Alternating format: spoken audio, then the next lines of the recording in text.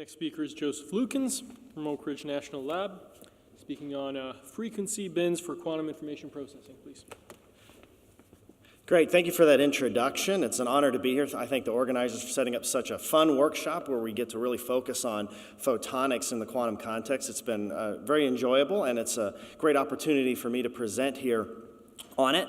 As you can see by my title, my talk is highly related to Andy Weiner's talk a couple talks ago, as well as my colleague Pavel Lugovsky's talk yesterday. And really kind of how I think my talk fits in is Andy's talk focused a lot on frequency bin sources and their characterization, whereas Pavel's talk mentioned some applications of frequency bins. So I think mine kind of fits in between in focusing really primarily just on the gates that we can implement to manipulate frequency bins for quantum information. So just a really quick overview of time frequency quantum information processing. So as we've seen at this conference, and really kind of in the history of photonic QIP, really path and polarization encoding kind of led the way. But over the past few years, time and frequency have been explored as well, and there's a lot of different encodings that one can look at, whether looking at discrete or continuous type encodings, or whether you use frequency bin, time bins, or some types of pulse modes, and how you do the gates as well. So this field has really kind of exploded over the last 5 years or so. And in this example, we can still use some of the same ideas developed for path encoding, such as linear optical quantum computation, or LOQC for short. And this is the paradigm for doing QIP using just single photon sources, phase shifters, beam splitters, and single photon detectors. And we can imagine similar things in the time frequency context. You can see this example from the Walmsley group from 2013 doing LOQC and time bins. And really the motivation for the work that I'll talk about today is to do LOQC in the spectral degree of freedom in frequency bins. So we're calling that spectral LOQC. And, but before getting to that, I'll just give some very quick motivation for why frequency bins. Here you can see the integrated sources that Andy talked about a couple talks ago, so you can see why those, they provide a great motivation, I would say, for figuring out how we can control these states, because they just really are generated naturally with the types of microresonator-based sources that we can integrate very successfully on chip. And just one application I'd like to add that we're kind of interested in is the quantum interconnect idea, which we would need to develop really large-scale quantum networks. And we think that frequency encoding could be useful in this context because typically when you want to interface two different systems, entangle them with photons, they need to have well-matched frequencies, otherwise the photons won't interfere. And our idea is that, well, maybe we can use frequency mismatch to our advantage and actually manipulate photons in frequency, mix them in frequency, and then use this degree of freedom to build quantum interconnects. So this is still kind of a very early idea, but one that has provided another motivation for us exploring this field. So here again is a Fourier transform pulse shaper, and as Andy described before, we can use this on single photons. So really, I just want to highlight this slide, the analogy between the classical and the quantum context. So these are a few experiments done using pulse shaping in classical ultrafast optics, beginning from the 1980s and all the way through the 2000s.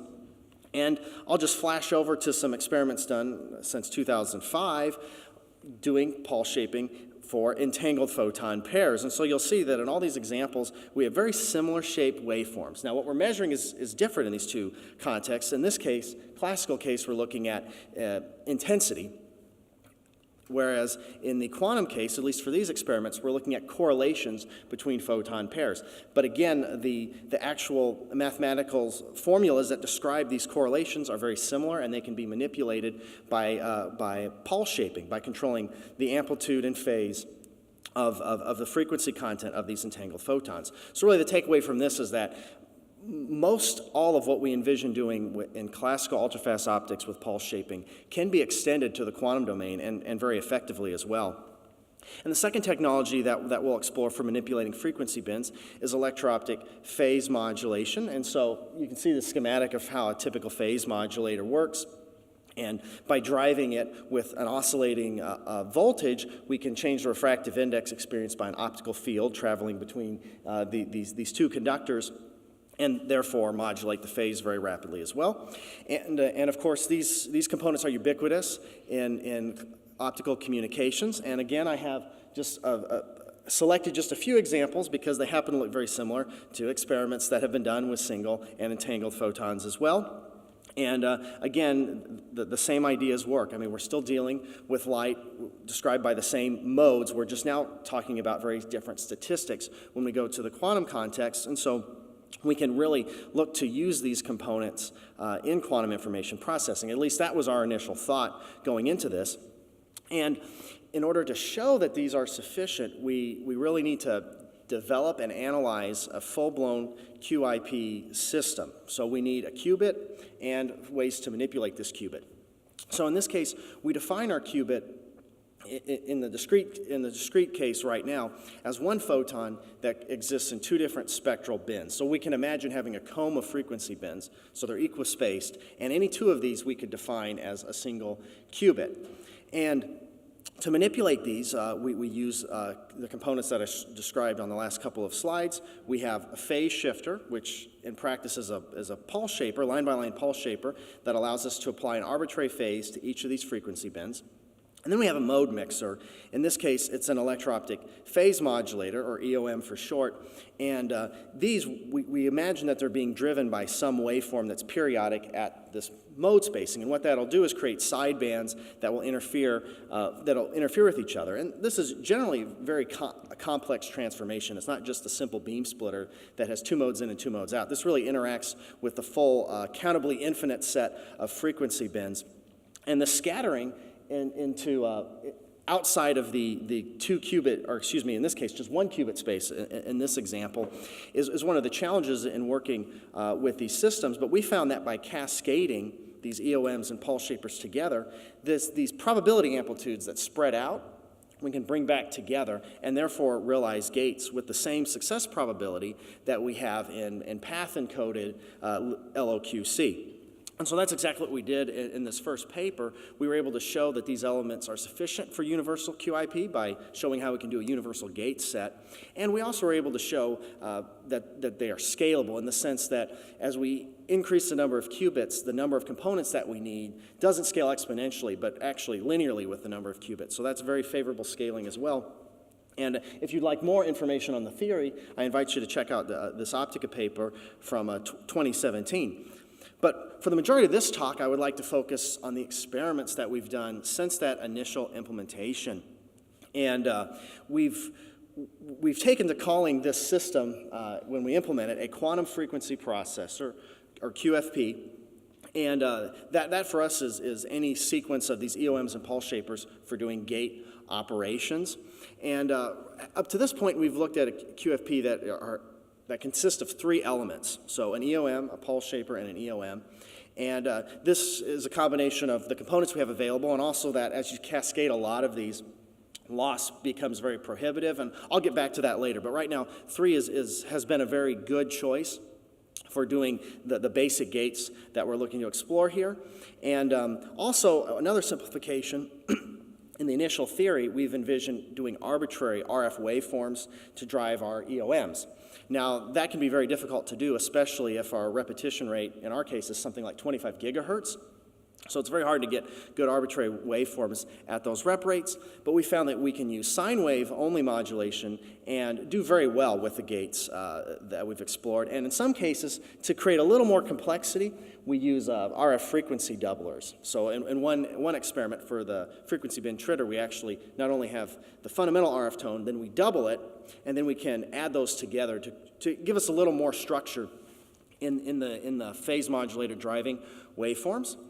And this is, in the basic setup, we can either look at kind of how this behaves for single photons or for coherent states. This is the setup here. We generate an electro-optic frequency comb, and we send this through our QFP, either to characterize our system or to look at how it operates at very low fluxes.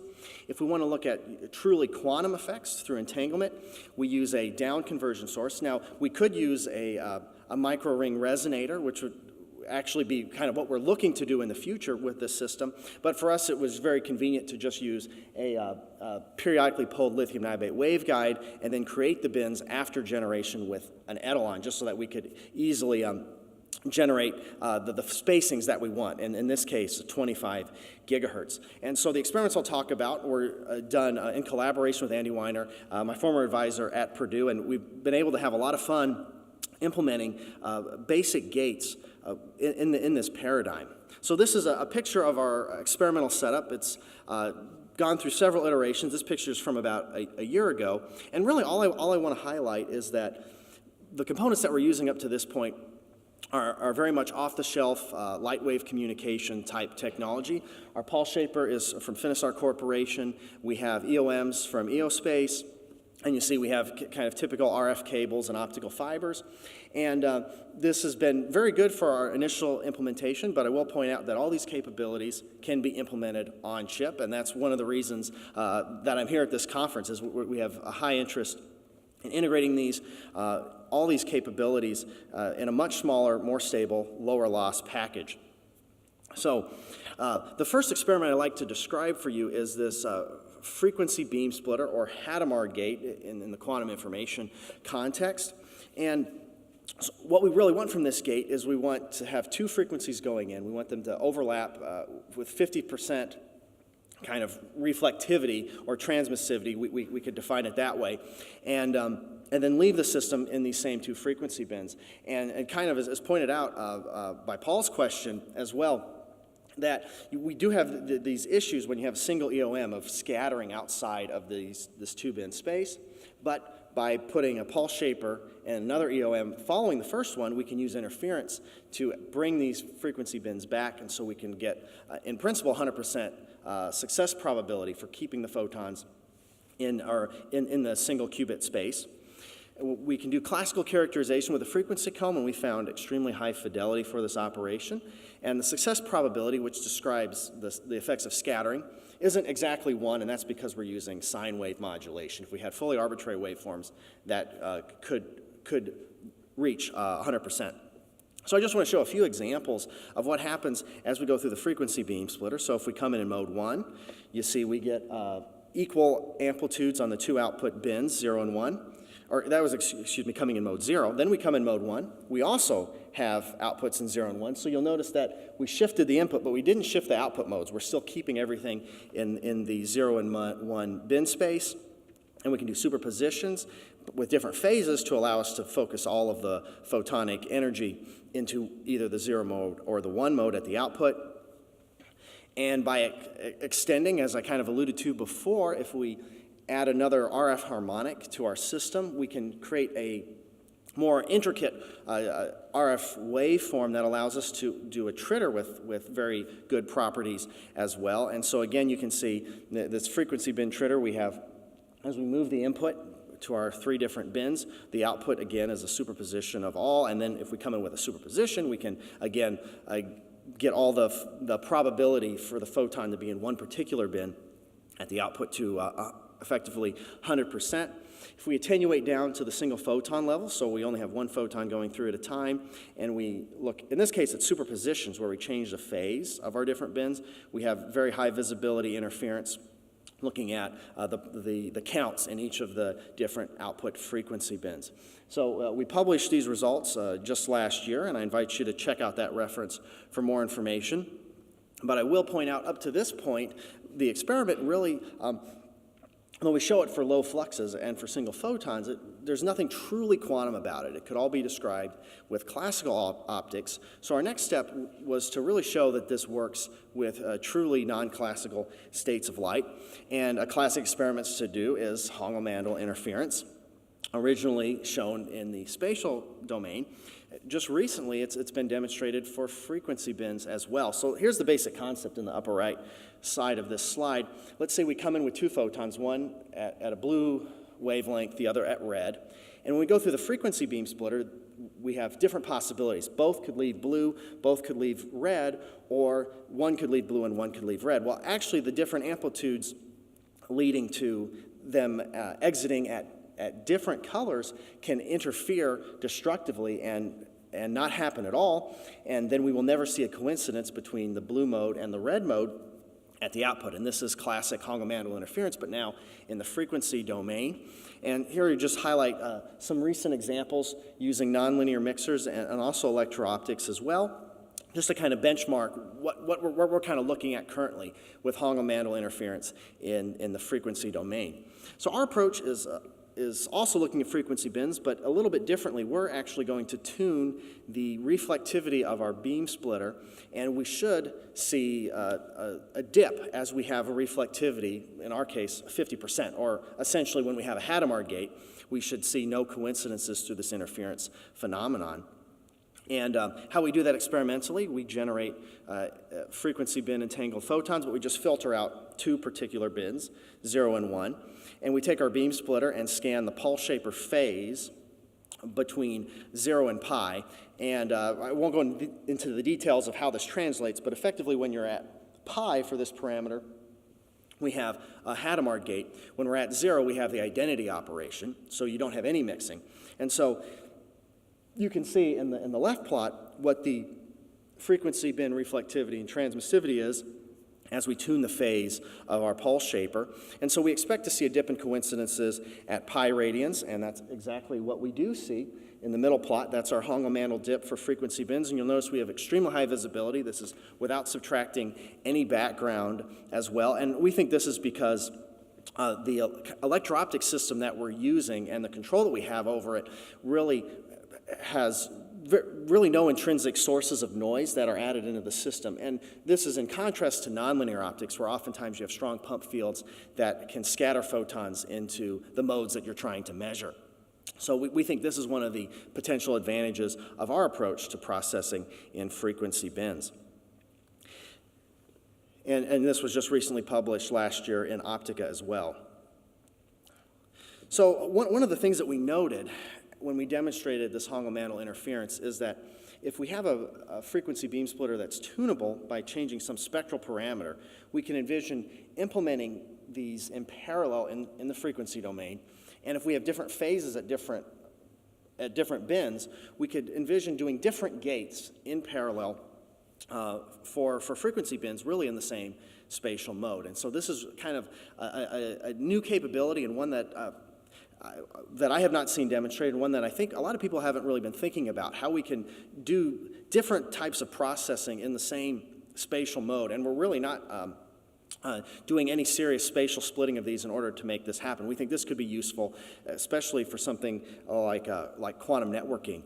And just as an example, we start with a Bell state, ideally speaking, in frequency bins, and we can selectively choose which gate we apply to each of our photons, either A or B.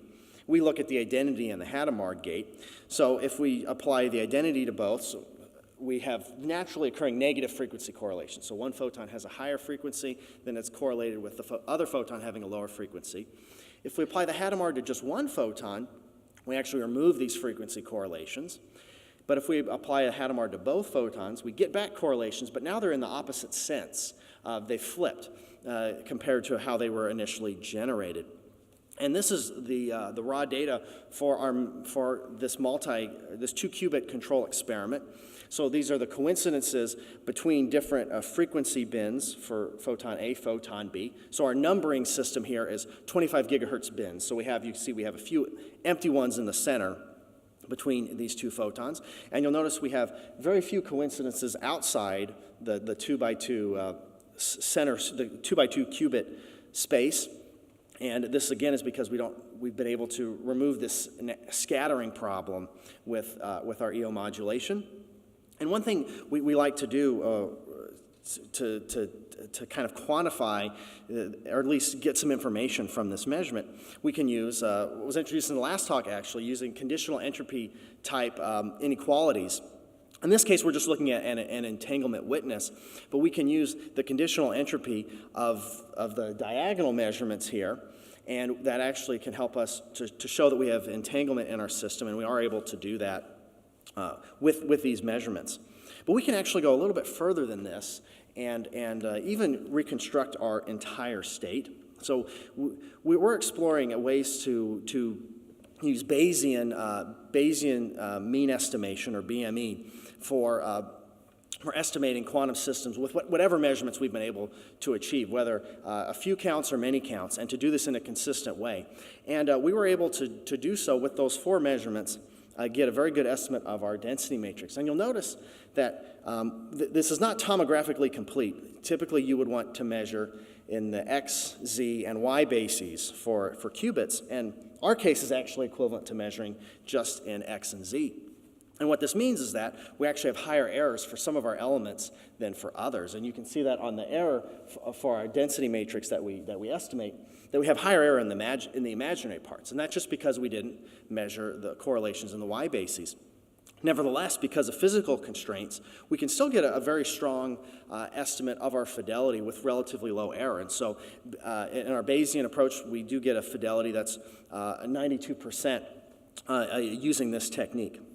And we're actually going to use it even in a more advanced format in this next experiment that I'll describe for you. So really what we've shown so far is single qubit operations, maybe two single qubit operations in parallel, but not an entangling gate.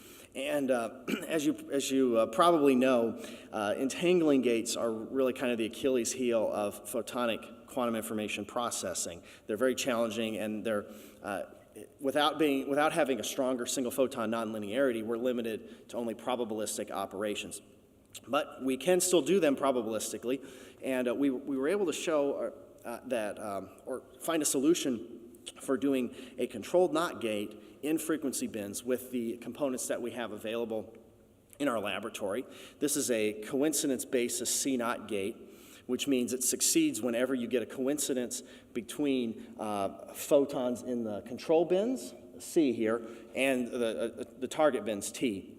And this is how we've defined our particular logical bins for these 2 photons. And you'll just see intuitively that the control 1 mode is very close to the target. So in control NOT, we want a photon in mode C1 to cause a photon in T0 or T1 to flip its state. So you can imagine intuitively that's why we want it close in the spectral domain, whereas the C0 mode we want far away because we want a photon there to not really have any impact on the target. And so we found this solution numerically, and then we implemented it in our QFP. And on the left just shows our classical characterization using a frequency comb, and we can infer a very high fidelity in this system, but this is only inferred. We're using the unitary matrix that we extract and then calculating what the equivalent 2-photon gate would be. So we want to also characterize it with truly quantum states. The quantum tests are shown on the right-hand side, and in this case, we've sent in all different modes or all different states in the computational basis, 0, 0, 0, 1, 1, 0, and 1, 1, and you see that we do get that characteristic C-NOT flip when we come in with the first qubit in the 1 state. So this is the first demonstration of an entangling gate for frequency-encoded qubits using, on any platform, whether you're using nonlinear gates or our electro-optic, what we call really linear gates in this example. Now, what you'll notice is that we've just measured in the computational basis, and that doesn't really give you any direct information on the coherence of our system, or are these different pathways coherent with each other? And in our case, we weren't able, because of technical reasons at this point, to send in these superposition states. But we do have a lot of interesting information if we consider the accidentals in our system, the singles counts, as well as our coincidence counts. And we do have a very, what we think is a very good understanding of the noise in our system as well. So we can actually construct a model of how the fundamental parameters of our system are mapped into the counts that we get, either on detector A or detector B. And we can use Bayesian mean estimation to invert this and figure out what these parameters are based on our measured counts. And this actually computationally is very challenging. That's one reason Bayesian techniques really are only starting to be explored in more detail as we think about machine learning and ways to compute statistics from very complex probability distributions. So we do use a numerical approach known as slice sampling to extract the parameters in our system. And this is just one example, kind of heuristically what this probability measure looks like. So the point is that we actually have, in each temporal frame, we have one of 4 events. Either we get a click on detector A only, detector B only, clicks on both, or we get no clicks whatsoever. And we can use this data, and we actually are able to find an estimate of our quantum fidelity of 91%. And the point is that this fidelity really is impacted by the phase of our system. So it does provide an indication of the coherence in our approach. And we do think Bayesian machine learning, this is classical machine learning, applying it to a quantum system. We think this is a very interesting approach to continue to explore how we can get the most understanding of a quantum system given whatever measurements we have at our disposal. And the CNOT gate and this analysis, you can find it on the archive, and it was recently accepted in NPJ Quantum Information. So as we looked for applications, one of them, of course, is quantum simulation that Pavel talked about here, and also time-frequency hyperencoding, which Andy talked about as well today. We really want to go on-chip. We believe that we can improve scalability, significantly reduce loss, and we're working toward that in collaboration with AFRL and RIT. And we also think there could be ideas for potentially doing classical all-optical networking with the frequency control that we've been able to demonstrate so far. And I'd like to thank the team that's working on this. My collaborators at Oak Ridge, Pavel Lugowski is the PI on the project discussed here, and of course Andy Weiner at Purdue, and his student Peach Liu, who was really spearheading the experiments in the laboratory that I discussed today. And I invite you to check out these references, or just come and talk to me if you want to find out more about what we've been doing. Thank you so much. Thank you, Jim. You have some questions?